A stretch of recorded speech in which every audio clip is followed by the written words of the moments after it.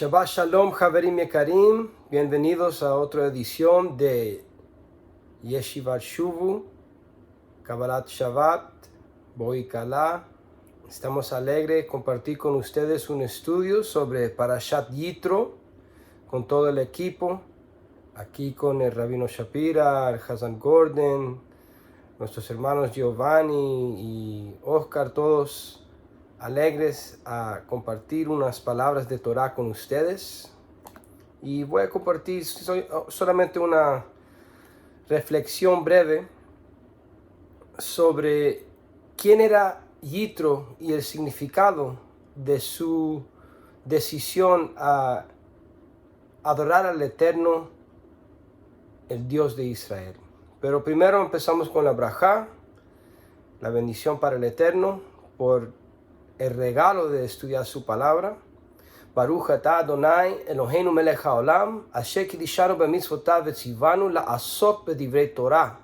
Bendito eres tú, Adonai Dios nuestro, Rey del universo, que nos has santificado y nos has mandado a ocuparnos con las palabras de su Torah.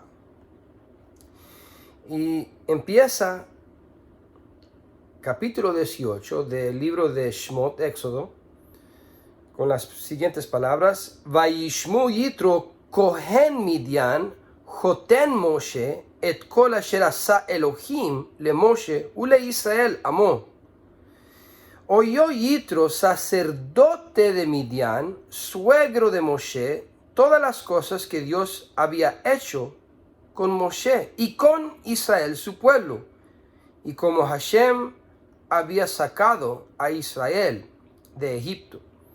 Lo primero es que Yitro no es descendiente de Israel. Sí tiene asociación con Abraham Avinu, los midianitas, pero no vienen de la linaje de Isaac y Jacob.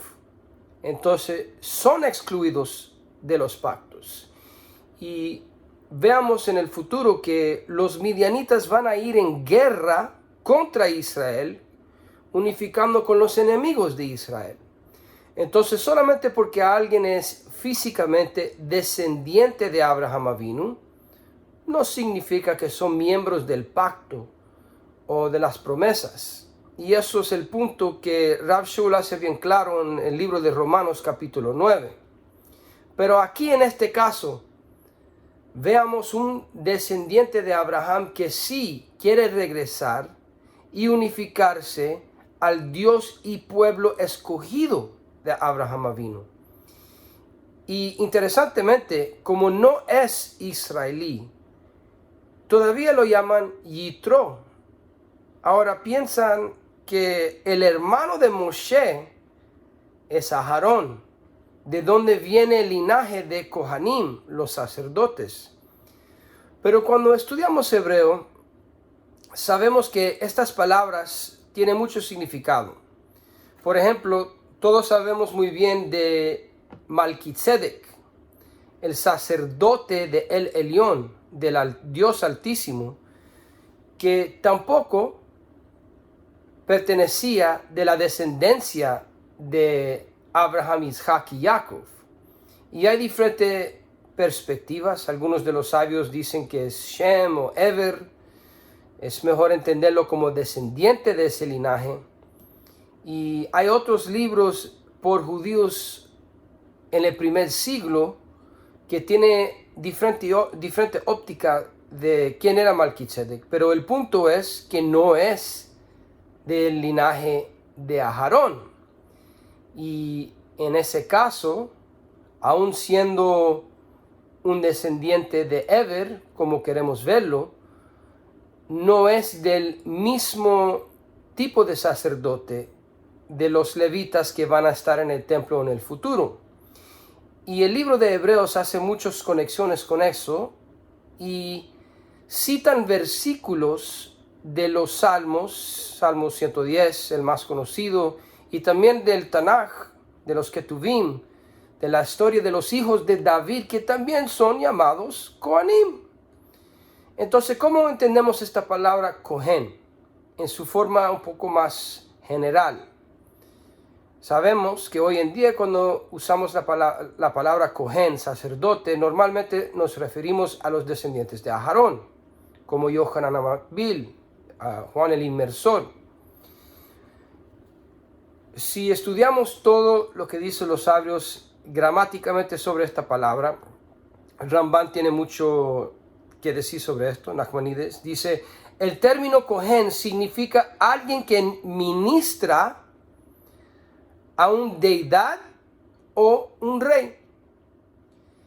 Y en este caso vemos que Yitro, como dicen los sabios, era uno que ministraba a los dioses conocidos por el mundo afuera de Israel, como en Egipto, que adoraban a los ángeles caídos y todo tipo de cosa que no es del servicio del Eterno.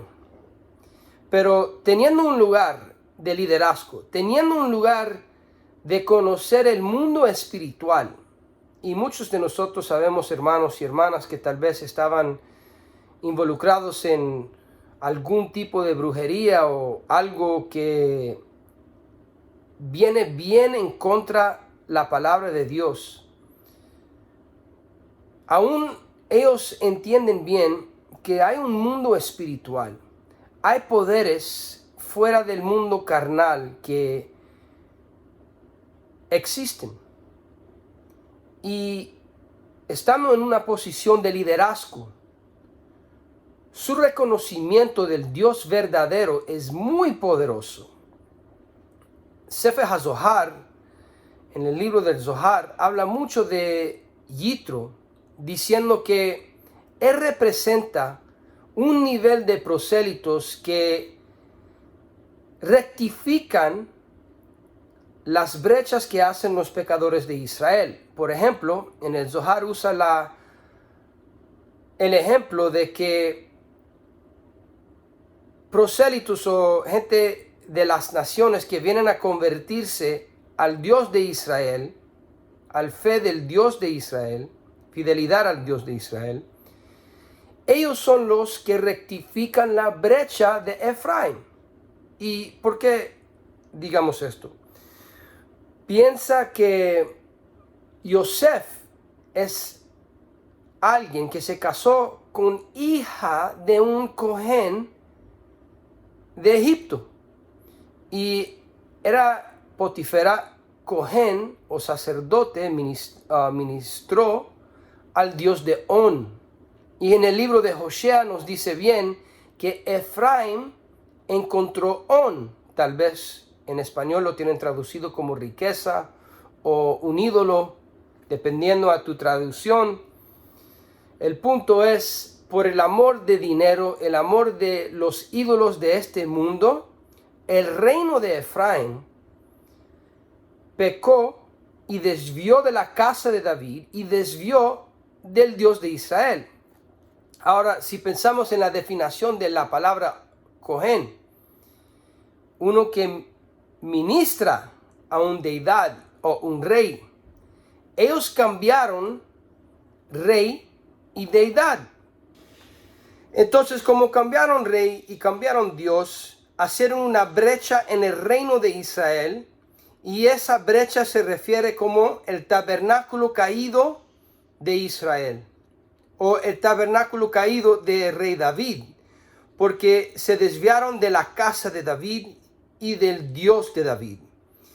Y en eso nos encontramos en Apocalipsis, en Hechos capítulo 15, que el hermano de Yeshua Tzidkenu, Yaakov Hatzadik, cita a Amos capítulo 9, que habla de esta brecha, y dice que la restauración de los gentiles y la descendencia, que incluye la descendencia de Israel que se desvió y se perdieron de entre las naciones, esa rectificación es cumplido a través de Yeshua, cuando ellos vienen a regresar a reconocer el rey de Israel y el Dios de Israel sobre todo.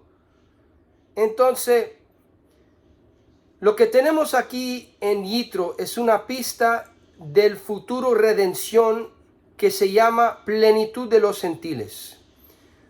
Cuando las naciones del mundo, incluyendo el cristianismo, porque no es la fe que practicaba Yeshua y sus discípulos, pero cuando este remanente de las naciones que se acercan al Dios de Israel a través del Rey de Israel, entonces se rectifica la brecha de los pecadores de Israel, porque cambiaron lo que fue santo, el Dios verdadero, por dioses ajenos. Y en el caso de Yitro, él hace el opuesto. Teniendo su lugar entre las naciones, teniendo su papel como sacerdote de dioses falsos, él escogió el Dios verdadero y se unificó con el mensajero de la generación, que fue como un rey, es decir, el líder del pueblo, Moshe Rabbeinu. Y con esto nos encontramos en unos versículos más adelante, en versículo 8, dice: y Moshe contó a su suegro todas las cosas que Hashem había hecho a Faraón y a los egipcios por amor de Israel, y todo el trabajo que habían pasado en el camino, y cómo los había librado Hashem. Y se alegró Yitro de todo el bien que Hashem había hecho a Israel al haberlo librado de mano de los egipcios. Y Yitro dijo: bendito sea Hashem, que os libró de mano de los egipcios y de la mano de Faraón, y que libró al pueblo de la mano de los egipcios. Ahora conozco que Hashem es más grande que todos los dioses, porque en lo que se ensoberbecieron prevaleció contra ellos. Y tomó Yitro, suegro de Moshe, holocaustos y sacrificios para Dios. Y vino a Aarón y todos los ancianos de Israel para comer con el suegro de Moshe delante de Dios. Entonces fue tan poderoso la teshuva, el arrepentimiento de Yitro, que declaró públicamente que el verdadero Dios es el Dios de Israel.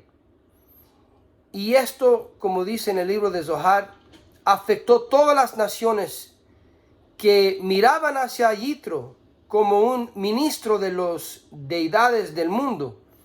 Y escuchar esto, dice el Midrash, que renunciaron toda idolatría y siguieron el Dios verdadero.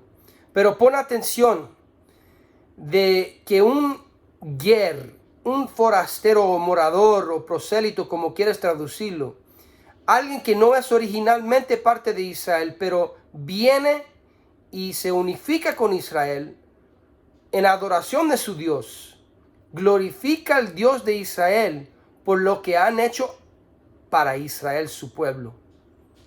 Nunca se vieron como un grupo separado o en contra el pueblo escogido, sino se formaban parte del pueblo de Dios. Shabbat Shalom.